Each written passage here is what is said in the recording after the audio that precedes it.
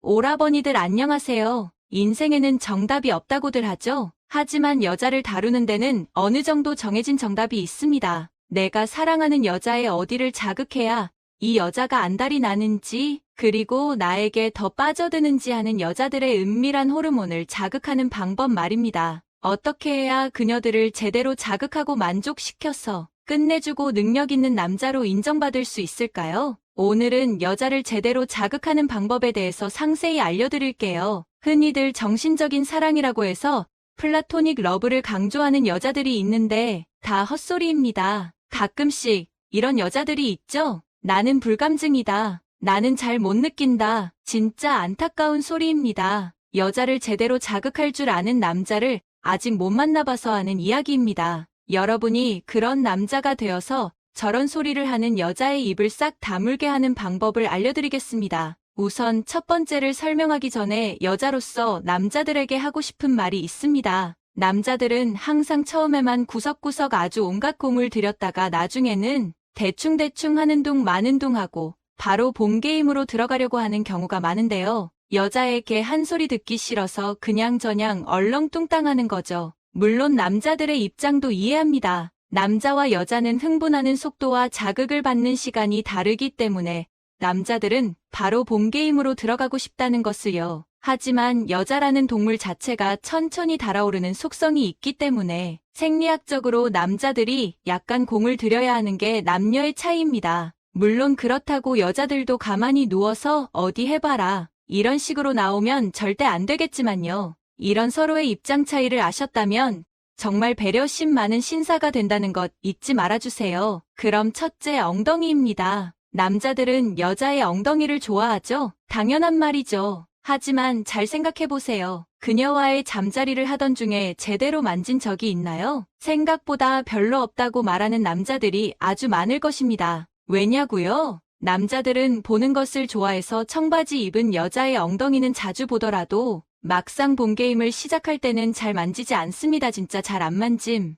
위에 한 번, 아래에 한 번 이렇게만 만지는 경우가 대다수이기 때문이죠. 아무리 살이 없는 사람도 엉덩이는 지방층이 두껍기 때문에 크게 자극이 안 될 것이라고 생각하는 분들도 많습니다. 어느 정도 맞는 말입니다. 하지만 그렇다고 해서 아예 자극을 못 느끼는 부위가 아니라는 것이죠. 여자들은 본래 자신의 엉덩이에서부터 시작되는 자극을 좋아해요. 왜냐하면 여자들의 은밀한 곳과 가까우면서 또 본능적으로 성감대이기 때문이죠. 그렇기 때문에 남자분들은 지나치지 말고 꼭 여자들의 엉덩이를 자극해보세요. 어떻게 하면 좋을지 저 알려드릴게요. 손을 이용해 약간 간지럽히듯이 위에서 아래로 천천히 내려오면서 엉덩이 아랫부분을 정성스럽게 만져보세요. 여자가 간지럽다면서 움찔거리는 경우가 있을 수 있는데 간지러운 것도 어느 정도 맞고 성감대라서 쾌감을 느껴서 그런 것도 있습니다. 엉덩이는 여성상을 드러내는 부위이지만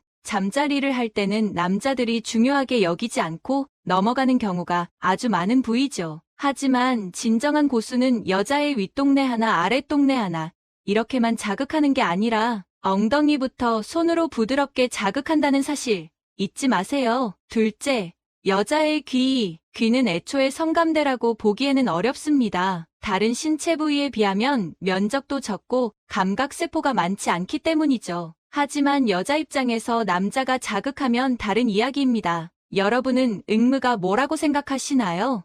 무는 말뜻 그 자체로 사랑으로 어루만진다는 것을 뜻합니다. 그럼 당하는 여자 입장에서 사랑을 느끼면서 또 자극을 느끼면 되는 것이죠. 여러분은 누군가가 내 귀에다 바람을 불면 온몸이 부르르 떨리던 기억이 있으신가요? 그게 동성간에 있는 일이라고 하더라도 나도 모르게 몸이 떨리는 이상한 자극 포인트입니다. 그 포인트를 남자가 여자에게 한다고 생각해보세요. 여자는 왠지 모를 야릇한 기분을 느끼게 되면서 하지 말라고는 하지만 진짜 못하게 막지는 않습니다. 왜냐고요? 자기도 모르지만 좋기 때문이죠.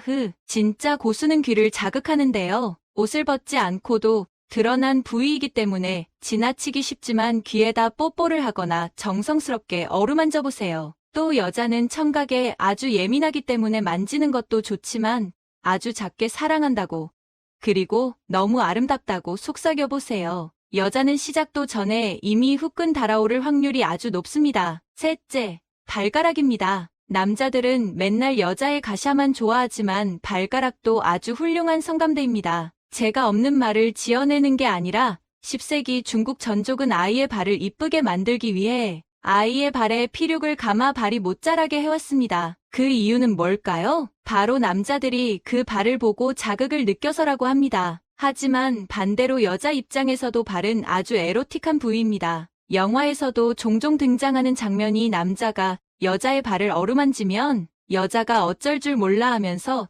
혼자 눈을 감고 자극을 느끼는 모습이 나옵니다. 여자의 발과 발가락을 자극하는 방법은 사실 하나입니다. 입을 이용하는 것입니다. 발은 인체를 하나로 모은 축소판인데요. 발에는 수많은 말초신경과 혈관이 거미줄처럼 얽혀 있어서 두 번째 심장으로 불립니다. 발과 발가락은 성적으로 전혀 연관이 없는 부위라고 생각할 수 있지만 그 어떤 신체 부위보다 예민하고 감각적입니다. 이 부위를 정성스럽게 자극해보세요. 제가 이렇게 말했지만 막상 발이나 발가락을 자극하는 남자를 만나본 여자는 많지 않을 것입니다. 그래서 여자가 뭐 하는 짓이냐며 아주 부끄러워할 수 있지만 멈추지 마세요. 그게 어색해서 그렇지 사실은 아주 좋아할 확률이 높습니다. 물론 거절하는 여자도 있을 수 있는데 성감대의 역할이 아니더라도 이 남자가 나를 이렇게까지 아껴주는구나 하는 느낌을 주고 여자의 마음을 얻기에 아주 좋은 전략입니다. 이렇게 해주면 감격한 여자는 자신을 위한 잠자리가 아니라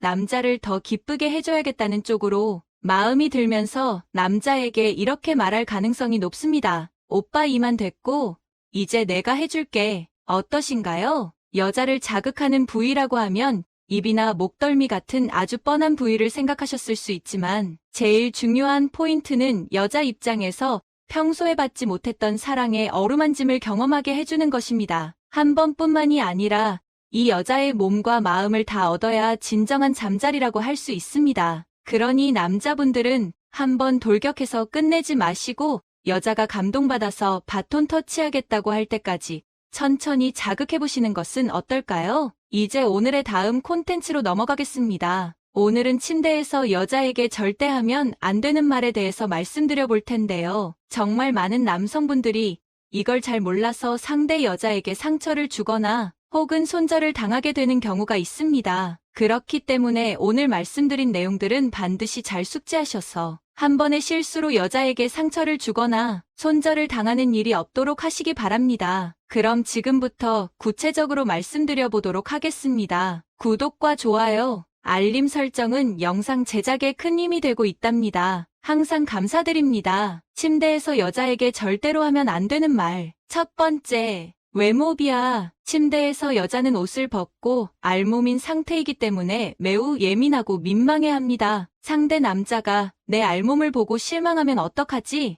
내 몸이 이쁘게 보일까? 하는 온갖 걱정과 생각들을 하는데요. 이때 남자가 별 생각 없이 외모나 몸매에 대해 부정적인 말을 하게 된다면 여자는 치명적인 상처와 수치심을 느끼게 됩니다. 예를 들어 대놓고 가슴이 완전 작네, 골반이 아예 없네, 이렇게 수위가 높은 말까지 아니더라도 살집이 좀 있네, 뱃살 귀엽네, 벗으니까 옷 입고 있었을 때랑 좀 다르네 같은 신경 쓰이는 모든 말들이 바로 부정적인 말이라고 할 수 있습니다. 여자가 나 살쪘지?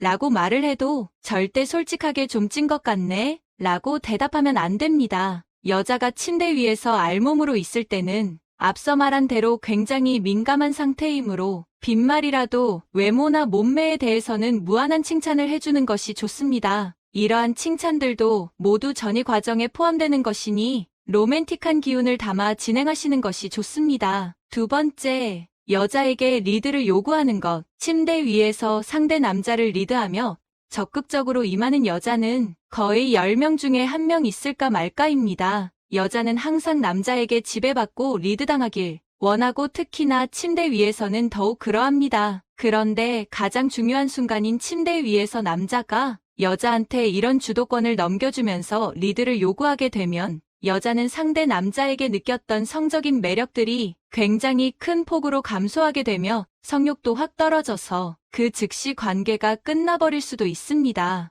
20대 때 젊었을 적에는 어차피 서로 경험이었고 잘 모르니까 그냥 우당탕탕. 하지만 30대가 넘어가게 되면서 경험과 재능이 드러나게 되죠. 굳이 자신의 잠자리 스킬이나 능력이 부족하다고 생각하더라도 절대 이를 공개적으로 말하면서 여자한테 리드를 요구하지 말라는 것입니다. 스킬이나 능력이 조금 부족하더라도 자신감과 박력으로 밀어붙여야지. 침대 위에서 리드하지 못하고 여자한테 떠넘기려고 하는 남자는 이성으로서의 매력이 굉장히 떨어지게 됩니다. 세 번째, 상대 여자의 과거에 대해 언급하는 것. 너 많이 해봤지?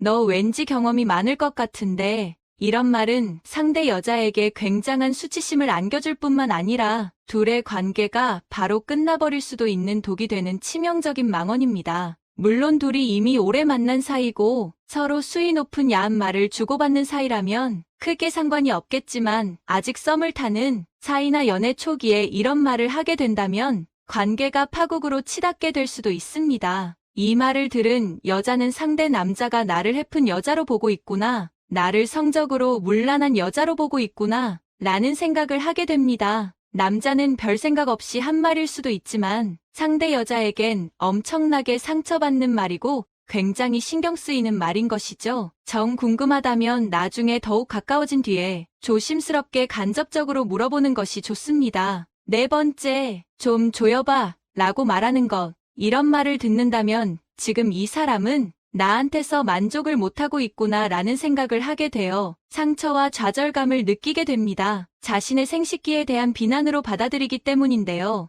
여자들은 생식기가 남자와는 다르게 겉으로는 드러나 있지 않습니다. 눈으로 확인할 수도 없고 그래서 내가 명기인지 사실은 굉장히 속으로 궁금해하기도 하는데요. 그래서 남자와 마찬가지로 상대에게 그걸 확인받고자 하는 마음이 있습니다. 그래서 남자들끼리 자신의 방망이가 크다고 자랑하는 것처럼 여자들도 자기 생식기가 명기라는 것을 은근 자랑하는 경우들이 있습니다. 남자친구가 엄청 좋아하더라. 남편이 환장한다. 나랑 하면 다른 여자랑 못 자겠대. 이런 말을 하면서 자랑을 해대죠. 사실상 좀 조여봐. 이런 말은 관계에 집중하다가 본인도 모르게 나오는 말일 수도 있습니다. 하지만 이런 말은 분명히 실수이며 관계에 있어 굉장히 안 좋게 작용합니다. 이런 말을 들으면 여자는 분명히 내가 섹시하지 않구나, 내가 명기가 아니구나 라는 생각과 함께 성적인 자신감을 잃게 됩니다. 다섯 번째, 좋았어? 라고 묻기. 남자분들이 관계가 끝나고 가장 많이 하는 말이죠. 아마 이 영상을 보고 계시는 오라버니들 중에서 뜨끔하시는 분들도 계실 것입니다. 생각보다 많은 여성들이 말은 잘 안 하지만 굉장히 싫어하는 질문입니다. 남자 입장에서는 내 여자를 만족시키려고 노력을 많이 하는 만큼 굉장히 궁금해할 수 있는데요. 나의 현란한 기술과 남자로서의 매력이 얼마나 훌륭했는지 직접 피드백을 받고 싶어 합니다. 이런 마음은 충분히 이해하지만 여자는 굉장히 다르게 생각합니다. 관계라는 것이 혼자 하는 게 아니라 둘이 같이 노력해서 쾌감을 끌어올리는 건데 혼자서 다 하고 있다고 생각하는 건가? 이런 느낌도 살짝 들기도 하고 정말 너무 많이 들어서 질리기도 하고 별로 좋지 않았을 때는 안 좋았다고 솔직하게 얘기할 수도 없는 노릇이고 왠지 모르게 거부감이 드는 질문이기도 합니다. 그렇기 때문에 좋았어? 라고 묻기보다는 그냥 너무 좋았다 라고 본인의 감정만 표현하는 게 담백하고 좋습니다. 여섯 번째, 아무 말도 하지 않는 것. 관계가 끝나고 간혹 무뚝뚝한 남성분들은 아무 말도 하지 않는 경우들이 있습니다. 침묵이 전달하는 의미라는 게 있잖아요. 잠자리 후에 아무 말도 안 한다는 것은 그 어떤 말보다도 커다란 부정적인 감정을 일으킬 수 있습니다. 끝나자마자 담배를 피려고 한다든지 바로 화장실로 씻으러 간다든지 핸드폰으로 밀린 연락들을 확인한다든지 행동들이 있는데요. 이 순간에는 서로 격렬히 사랑을 나누던 바로 직전과 너무나 상반되는 상황으로 여자에게는 큰 현타로 다가옵니다. 이때 여자들은 큰 상처를 받습니다. 내가 별로였나? 그냥 나는 욕구 해소용으로 만나는 건가? 이런 부정적인 생각을 하게 됩니다. 그렇게 이 남자랑 다시는 하고 싶지 않다라고 생각하고 관계를 정리해야겠다고 마음을 먹기도 합니다. 남성분들에게는 정서적인 교감이 없어도 높은 쾌감을 느끼지만 여자들은 정서적인 교감이 없는 잠자리는 의미가 없다고 생각합니다. 그렇기에 남자가 너무 육체적인 것만 강조할 때 상처를 받고 거부감이 생기는 것이죠. 지금까지 침대 위에서 여자에게 하면 절대 안 되는 말 6가지에 대해서 말씀드려봤는데요. 어떤가요? 몇몇은 나도 모르게 가끔 하던 말일 수도 있었을 것입니다. 오늘 말씀드린 내용들을 꼭 기억하셔서 침대 위에서 큰 실수를 하는 일이 없으셨으면 좋겠습니다. 마지막 부분은 당신의 삶을 위한 건강 섹션이 될 것입니다. 평생을 백미 흰쌀밥만 먹다가 이제야 건강을 챙겨야겠다는 생각이 들어 좋다는 것 다 넣고 잡곡밥을 해드셨지요? 그런데 바로 이 잡곡밥 때문에 췌장암에 걸리고 치매를 앞당겼다는 사실 알고 계셨나요? 이번 영상에서는 잡곡밥의 위험성과 건강하게 잘 드시는 기적의 방법 3가지까지 모두 알려드리겠습니다. 오늘은 어떤 밥을 드셨나요? 김이 모락모락 나는 새하얀 백미 흰쌀밥을 드셨나요? 현미밥이나 체중 감량 목적으로 곤약쌀을 드시는 분들도 계시고, 그리고 흑미, 기장, 수수, 콩, 좋다는 건 모두 넣은 잡곡밥을 드시는 분들도 계실 겁니다. 요즘에는 식당에서도 백미 흰쌀밥 대신 잡곡밥을 주는 경우도 많은데요. 정제하지 않은 통곡물은 당뇨병, 고혈압, 뇌졸중, 심혈관 질환, 그리고 암의 위험을 줄여주는 것으로 잘 알려져 있습니다. 그런데 혹시 현미밥과 잡곡밥을 드시면 왠지 소화가 안 되고 가스가 차고 속이 안 좋은 분들 계신가요? 소화는 잘 안 되지만 건강에 좋으니 현미밥을 계속 먹어야 할까요? 지금부터 알아보겠습니다. 일단 영양적인 면으로만 보자면 현미는 흰쌀에 비해서 우수합니다. 그러나 현미와 잡곡에 독성이 있다는 사실 알고 계셨나요? 현미밥을 먹으면 소화가 안 되고 복부 팽만감이 느껴지셨던 분들, 심지어 방귀 냄새까지 고약해지셨던 분들은 바로 이 현미의 독성을 흡수하셨기 때문인데요. 식물은 자신이 포식자에게 먹혀 멸종되지 않기 위해서 다양한 방법으로 진화해 왔습니다. 곡물의 경우는 외피 껍질에 독성물질을 가득 넣어 독소로 무장하고 있습니다. 외피 껍질의 독성물질이 외부 유해물질로부터 안의 종자를 보호해주는 것이지요. 현미를 포함한 거의 모든 잡곡에는 렉틴과 밀배아 응집소, 그리고 피틴산과 같은 독성이 있는데요. 첫째, 렉틴은 장 내벽을 통과합니다. 밀가루가 몸에 좋지 않다는 이야기는 많이 들어보셨지요? 바로 밀가루의 글루텐 성분 때문인데요. 이 글루텐은 장기의 내벽에 구멍을 뚫고 장누수 증후군, 심지어는 뇌 누수를 유발해서 만성염증과 치매를 일으키기 때문인데요. 이 통곡물 속의 독성물질인 렉틴은 훨씬 더 위험합니다. 렉틴은 특정 세포의 수용체와 결합해서